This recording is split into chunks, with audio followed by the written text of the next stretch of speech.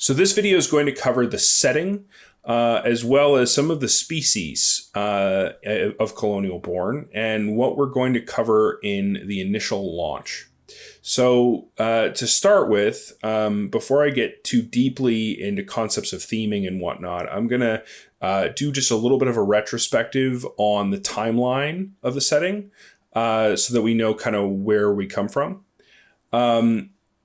From the very beginning, the colonial epoch, which is the current epoch in which we live, in which interstellar society emerges, human beings are very much at the center of it. So there was a prehistoric event in which human beings were uplifted by an alien species. Many of us transplanted to other worlds, the lands of Orcus and Aegis.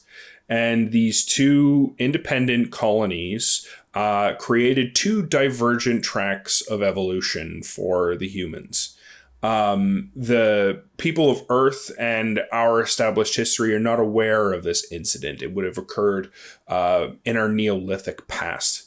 And so much of the stellar age actually begins in space and doesn't visit humanity until much later. And so we begin with an event known as the Sindel Expedition, in which these two colonies make contact with one another. At the same time, or roughly around the same time, around 350 before Earth's collapse, we begin the process of colonizing our solar system, the Sol system. That's our own star system where, of course, Earth is located. A series of events leading to eventually the Balfour Drive, which is a huge innovation which opens up the possibility of interstellar travel, ultimately connects us with the other colonies, which are obviously separated in different star systems entirely. And this triggers an event known as the Returners' War. And the Returners' War is the beginning of a series of catastrophic incidents, which ultimately leads to the collapse of human civilization and an event known as Earthfall, in which the planet Orcus and Earth are both utterly and completely destroyed through a series of choices that were entirely avoidable. The history books will look back on this incident and blame transhumanists and people who sought to change their inherent nature of humanity as the cause for this event. And so much of the colonial age that follows is wrapped up in this idea of an immigrant fleet traveling the stars and colonizing, while at the same time resisting efforts to change what they are. But as is often the case, when you move to different places, you can't help but change. And so there is this sense of resistance that exists within the colonial species. And no longer strictly human, we begin calling ourselves terrestrials if we are born on the colonies, drifters if we're born in space, augments if we are in some way altered in our biology, post-human in nature, or the enhanced, which most particularly the enhanced are the Orcan Subspecies, which effectively became fully engrossed in cyberneticism. So this leads to a stratification of societies in which those who accept transhumanism live on one side of a line, and those who don't live on the other. And they eventually form two great empires, the Empire of Arcadia and the Empire of the Collegium. The Collegium are very much against transhumanism, whereas Arcadia very much embraces transhuman ideals. ultimately, when the immigrant fleet arrives at Aegis, this creates a moment that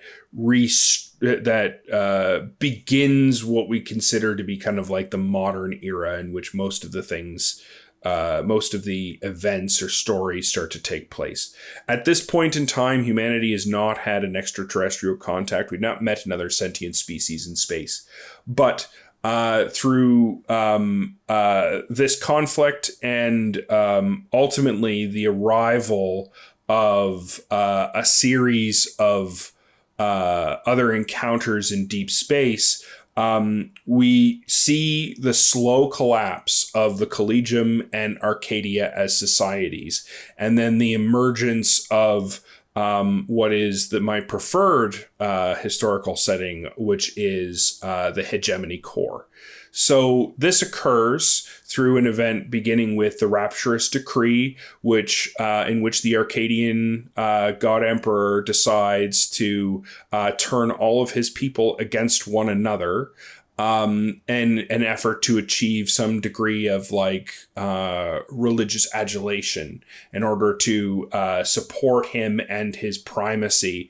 But is fundamentally rooted in this idea that his empire is under threat because it's growing too large and therefore out of his control. And so by turning them against one another, he transforms the empire of Arcadia into the everlasting empire of Anarcadia, which is just a mad place to live, where each one of the small provinces is effectively its own country, its own state, and they're at war with one another, all for the glory of the God Emperor. Meanwhile, there is a boiling up of sentiment on the borders between Anarcadia and the Collegium that leads to an event known as the Diabolus Crisis, and following that, the Everlasting War. The Everlasting War is the turning point for both societies, in that we effectively collapse. The Collegium was a society that was entirely based on the idea of a synthetic technocracy, where we trusted in a civic encyclopedia to try and produce the expected outcomes, and so therefore order our civil society around what could be controlled, what could be managed, and what could be predicted by the computer, which of course could only compute what was inside of it. And so when the Everlasting Empire comes from without and is not part of their calculations, it creates such intense disruption to their society that it instigates a collapse that no one could have seen coming. And from the ashes of this horror, a new society emerges, a society that ultimately embraces a balance between terrestrials and posthuman philosophies, and seeks to find a way to integrate them.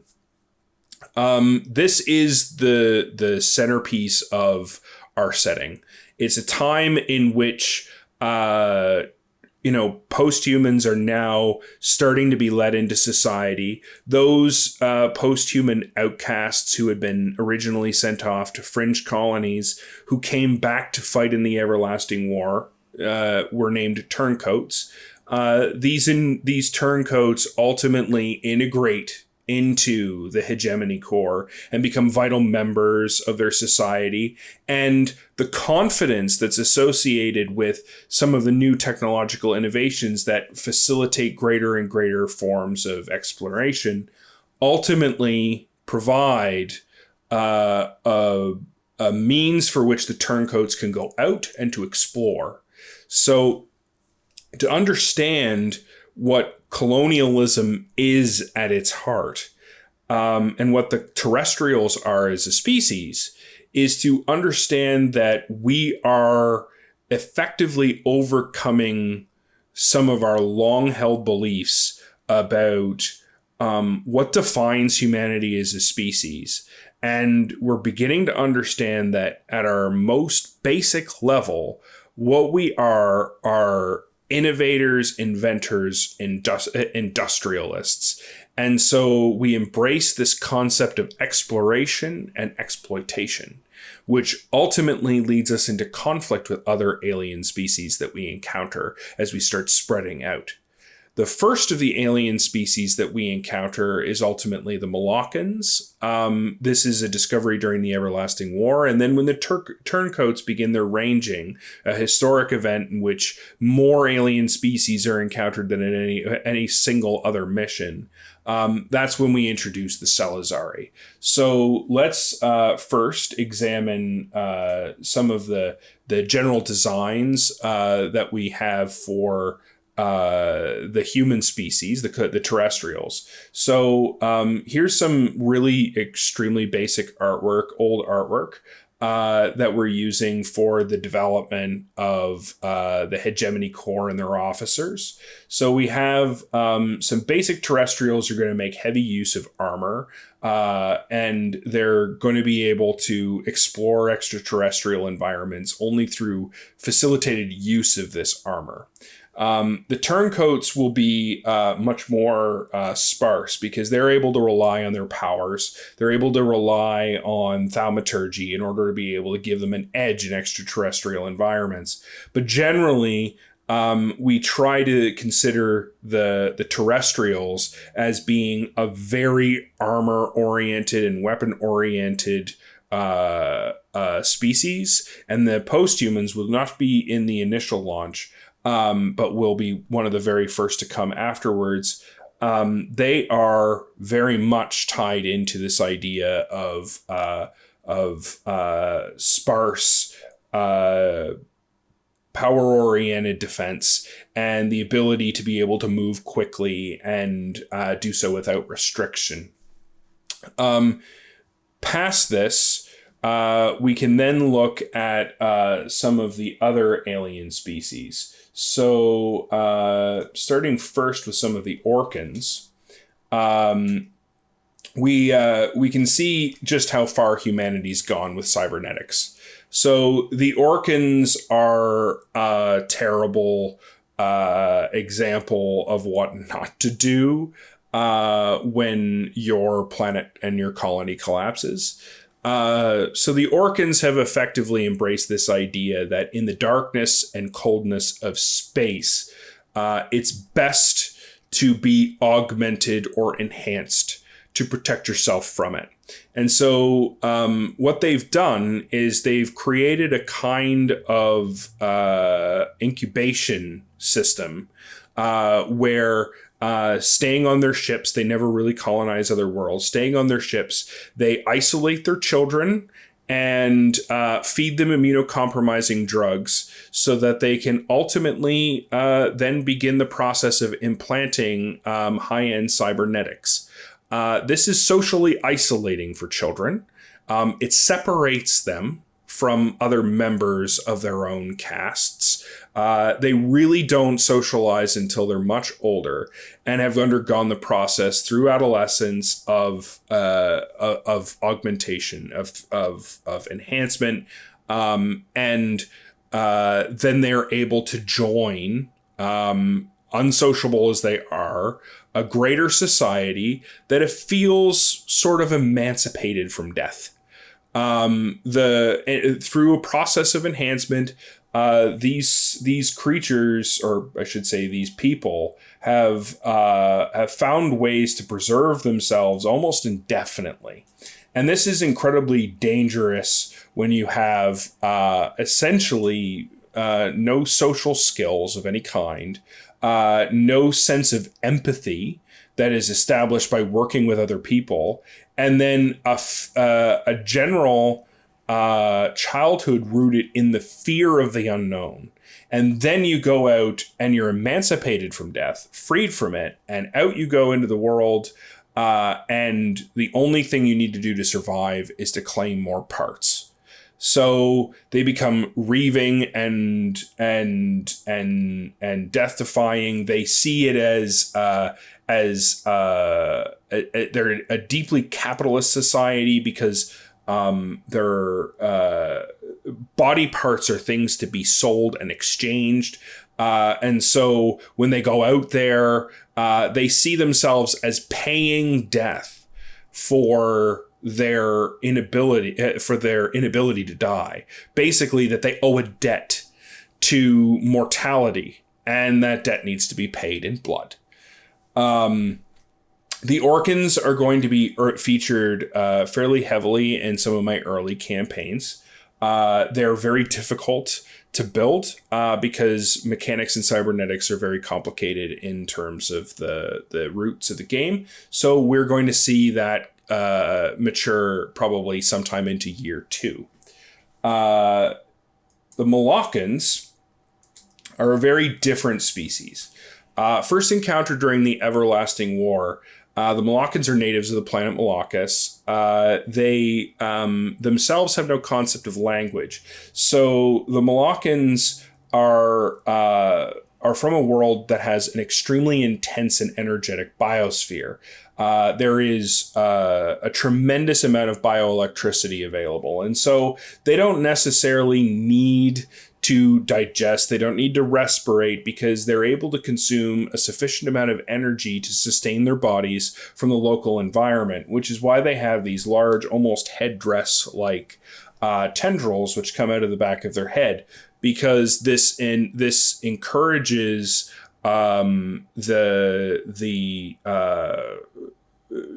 ambient electric forces and stuff, whether it be static or lightning, to find its way to the self. And so what you will find is that these very bioelectric focused life forms are capable of channeling tremendous amounts of energy. Furthermore, as a species, the Molochans are deeply empathetic because they don't necessarily need to speak. They never evolved the need to have mouths or to have traditional digestive systems. So because of their ability to measure and connect with and manipulate bioelectric fields, they very literally interpret the electrical impulses of the brain and translate it into knowledge. So their form of communication is a form of rudimentary telepathy. They are capable of studying the impulses, the electrical impulses of the brain, interpreting the images that they're able to see through it, and then communicating back to us by ultimately affecting the speech centers of our brain so that we hear voices that aren't actually there. The Molochans begin as a very tribal species, but this empathetic quality that they have ends up making them much more accepting of colonials that arrive on their planet. The trouble is when they begin to see past what is our intentions and our natures and the goodness of our heart to what we actually do to their planet, which is the first time that we begin to see any kind of forms of resistance.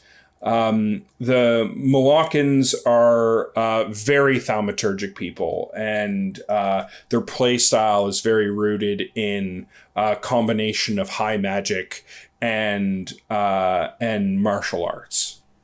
Past that, we begin to look at the Salazzari. So the Salazzari are natives of the planet Skarn. If the Molochans are the model example of good relations with alien species, the Salazzari are the perfect example of bad relations with alien species. Modeled after saurian characteristics, I used a variety of different dinosaurs as a baseline for their biology.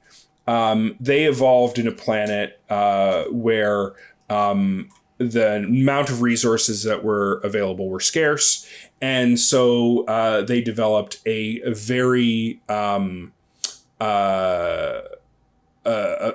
extremely competitional society in which ultimately the males and females became very separated in terms of their physical and mental capabilities. So the Salazzari can be seen as a matriarchal society in which the only really non-bestial creatures are women.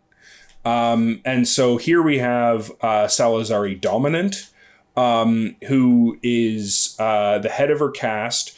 The armor that they have developed is actually reverse engineered from colonials who have invaded their planet.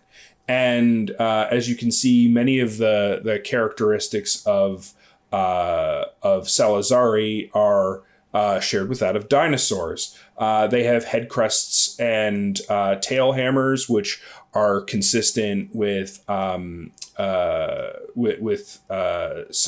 herbivoric dinosaurs, but they also have teeth, claws, angulated limbs, which have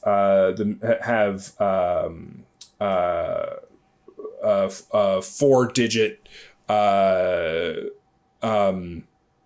a four-digit claw like that of more terrestrial carnivores.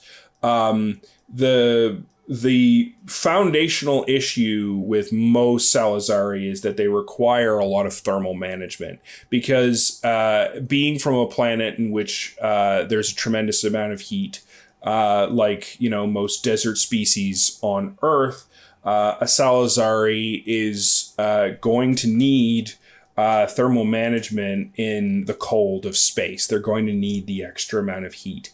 And so you will find that most Salazzari carry some kind of heat pack. But the armor, as you can see, of most Salazzari are quite sparse. They're meant to be somewhere between 8 to 9 feet tall.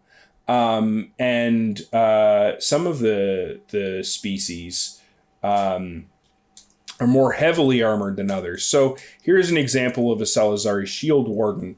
So understanding the Salazzari philosophy and the Salazzari lifestyle is kind of understanding how they relate to one another through the Ruk al Skarn. So the Ruk al Skarn is their traditional martial art. It's also their religious philosophy. And Ruk al Skarn literally means the path to unnumbered kills. They, as a largely carnivoric species, are dependent on hunting in order to survive. And so they have built their society around those who can hunt and those who cannot.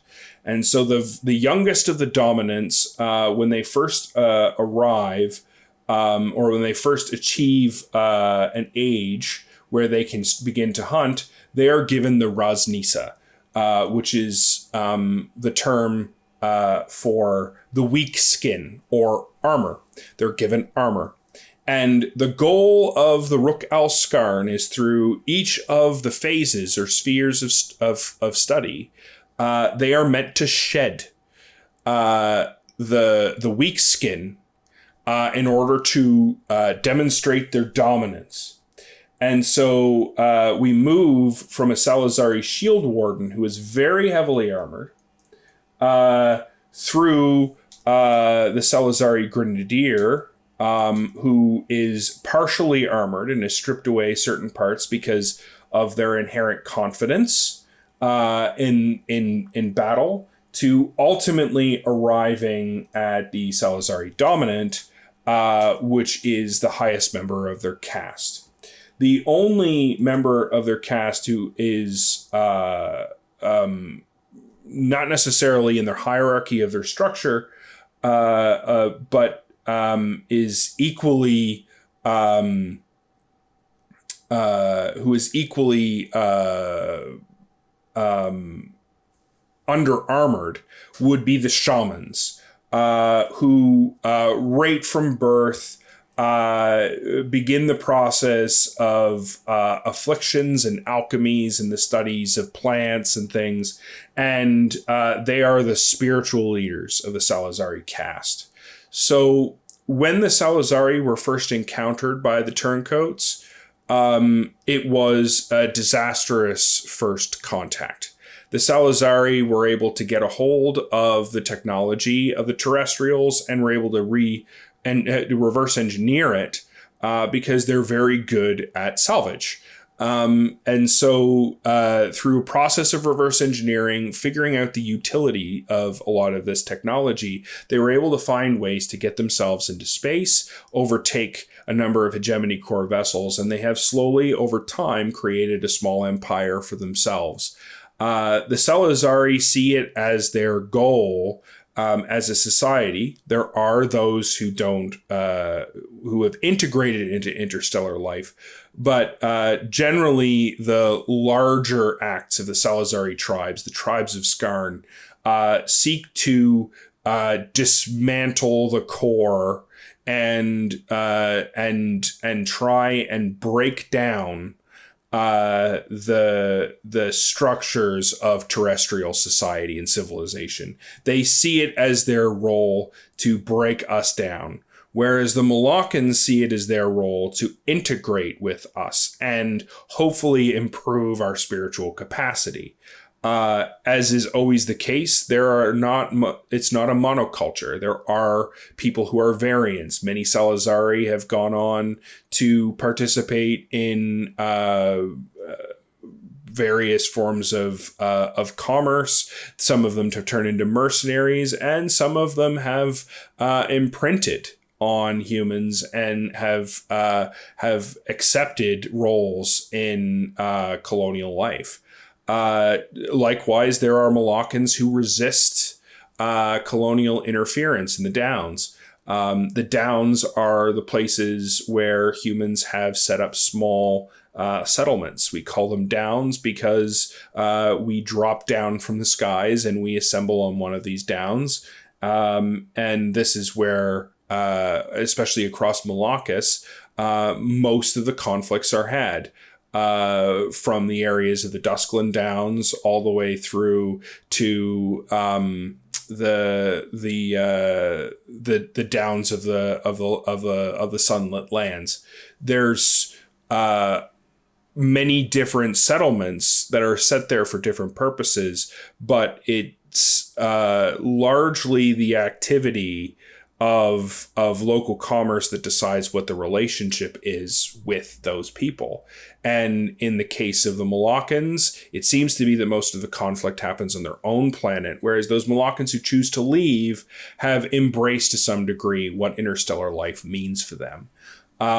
Meanwhile, there is this always existing, ever-present threat that an Anarcadian province gone rogue could endanger a largely stable and largely protected hegemony core, which is at its center a society that praises justice and equitable inclusion for all of these individuals. So it's in this environment with these three key species that we're going to launch the first campaign, which is going to be very small micro campaign focused in one single dungeon, one single settlement on one down on one small moon.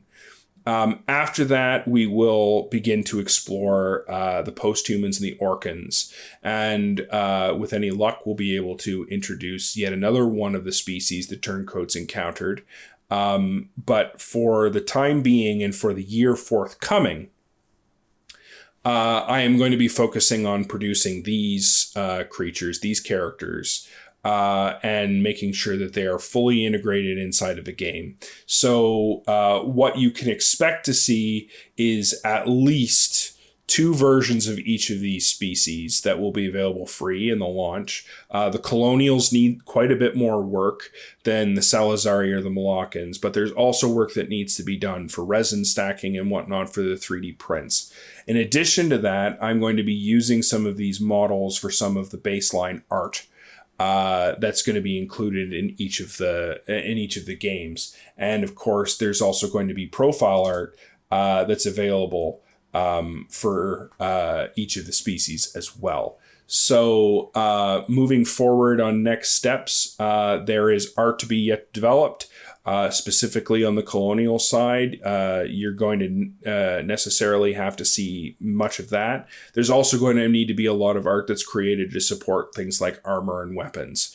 Because as you can see, there are many things from the Duskland chitin to the Salazzari Shield Warden's armor, and all the way back to the Hegemony Core heavy armor that needs to be integrated into those cards and needs to be made into something that can be crafted within the game.